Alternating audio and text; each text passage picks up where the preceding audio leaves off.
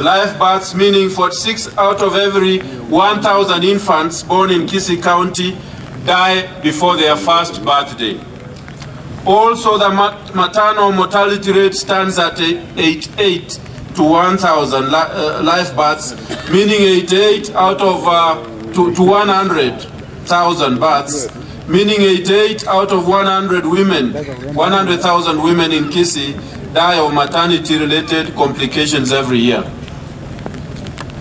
We in the county, in our own vision and mission, have a serious desire to promote in every respect the individual citizens' rights to quality, affordable, and accessible health care. Indeed, we are pledged to support efforts by the national government to provide quality maternal health care and accelerate the pace of refurbishment of all the health facilities. And in this regard, when His Excellency the President came here, I did indicate to him unequivocally that as a county government, we shall work very, very closely with the national government. And indeed, in the area of health services, I indicated to him that out of a budget of 6.1 billion shillings, I set aside 2.5 billion shillings for health services, for both recurrent and development expenditures.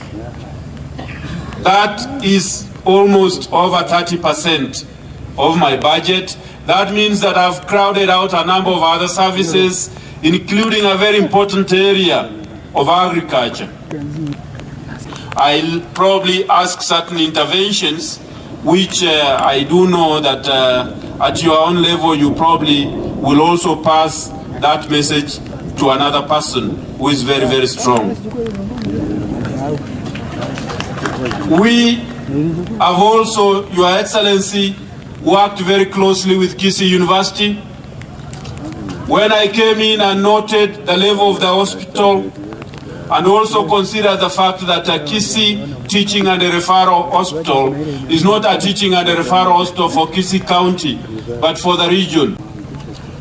You are talking about a population, Your Excellency, of close to 5.5 to 6 million people that come to this hospital. And that's why when you came in and you went to one of the wards, if we were people that were cheating, you would not have seen two people sharing a bed. But I told them, don't lie to the First Lady, leave it as it normally is. Because you cannot send away patients when they come in. And that is why, as a county government, we are improving facilities, a number of facilities, which I will shortly tell you, Your Excellency, in order to improve the services in that hospital.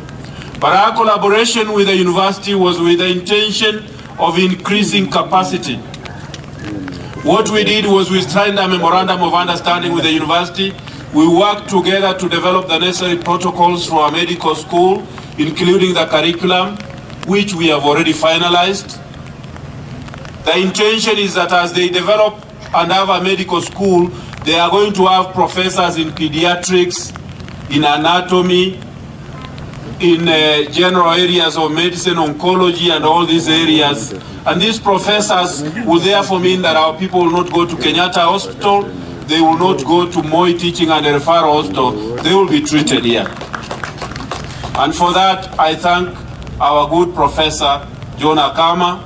I would only ask you, John, if you can expedite the process of registration so that the university program can start in earnest, as we also work closely with the national government, and I'm happy the Director of Medical Services is here in that particular area of support.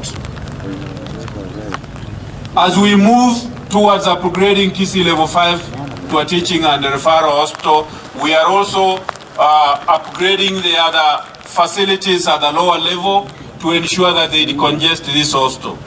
Indeed, we have set aside quite a lot of resources this financial year.